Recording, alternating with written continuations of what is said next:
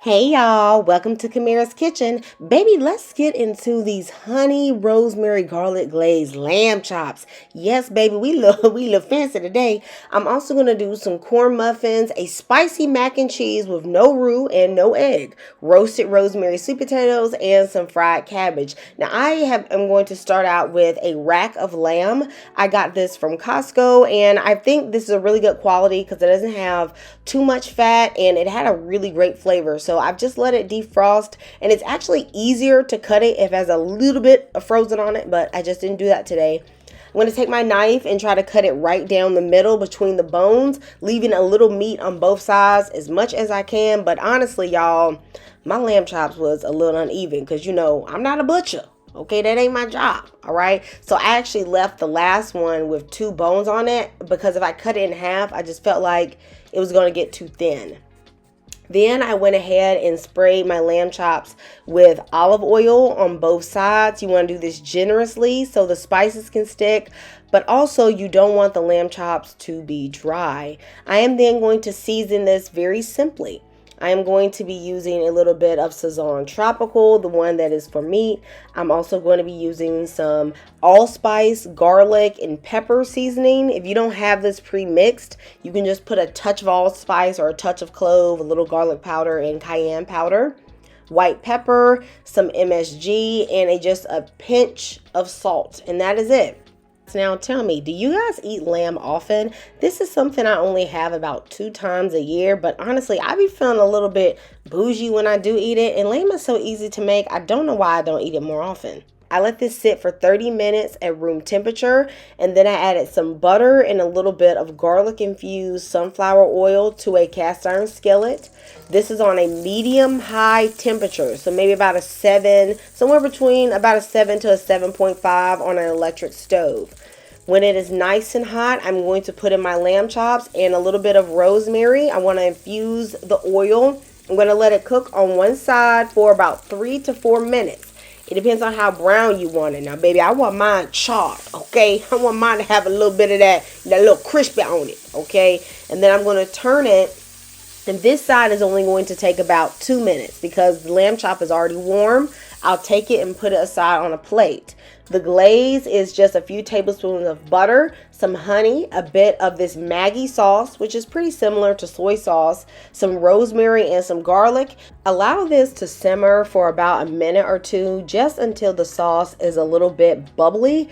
And I actually place this to the side just before serving, and then I will glaze my lamb chops. The internet has convinced me that I do not need flour, roux, egg, nothing to thicken up a mac and cheese. So I'm going to try that today with a spicy mac and cheese. I'm cooking my pasta according to the package instructions and some chicken bouillon. Now that my heat is on low, I'm going to add about 2 tablespoons of butter, and I'm going to put my noodles back into my pan. Then I am adding some spicy habanero cheese. Okay, this is like Monteray Jack habanero, so it really does have a kick, okay? And to pair with that, I'm just going to be using some sharp cheddar cheese. I'm also going to add some evaporated milk and sour cream, and later on I'll add in a little heavy cream in order to make this sauce. I think using evaporated milk, sour cream, and heavy cream are a better choice than using whole milk to do this recipe because they have a higher fat content. They're naturally going to make the sauce a little thicker. So if you try this, I don't think I would substitute whole milk for any of the dairy here. So now that I have my sauce as thick as I want it to be, I am going to add in a little bit of Vegeta, a little white pepper, a little creole seasoning, and that's it. Okay, you don't really need to do much as far as seasoning when you have a good quality cheese. Now I am going to grease my baking dish, and then I am going to add my cheesy sauce into my baking dish. I'm going to top everything off with some more sharp cheddar cheese, just, get that ooey gooey, baby.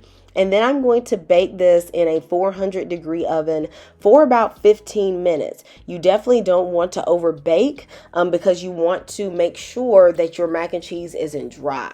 Now, baby, this look better than I expected. I ain't even gonna lie to you, okay?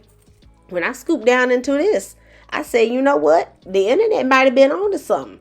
Are you going to try to make a mac and cheese with no roux or no egg? And of course, if you don't want spicy, you can always swap the cheeses. I think this was great. Okay, I will definitely do this again. Next up is my roasted rosemary sweet potatoes. I have cut up a large sweet potato just into some 1-inch cubes. I'm going to be generous with the olive oil because I want that crispiness and brownness on my sweet potatoes.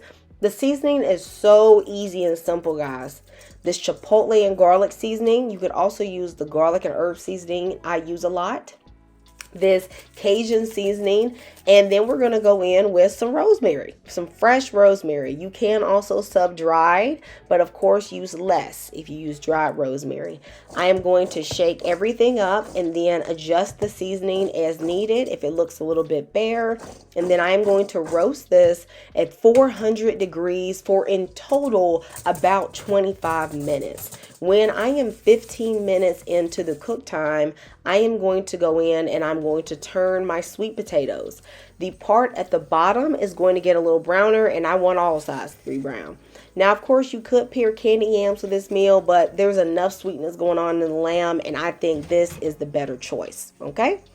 Next up is our fried cabbage. Now, who got some bacon grease by the side of their stove? If you got some, go ahead and put a little Piggly Wiggly, a little bacon in the comments, y'all.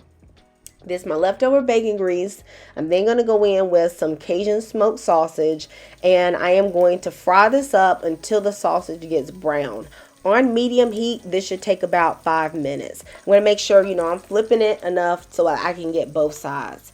Next, I am going to add in my onion. Now, you better not remove any of the fat from this pan, honey. Fat equals flavor, and we want to season up this dish right.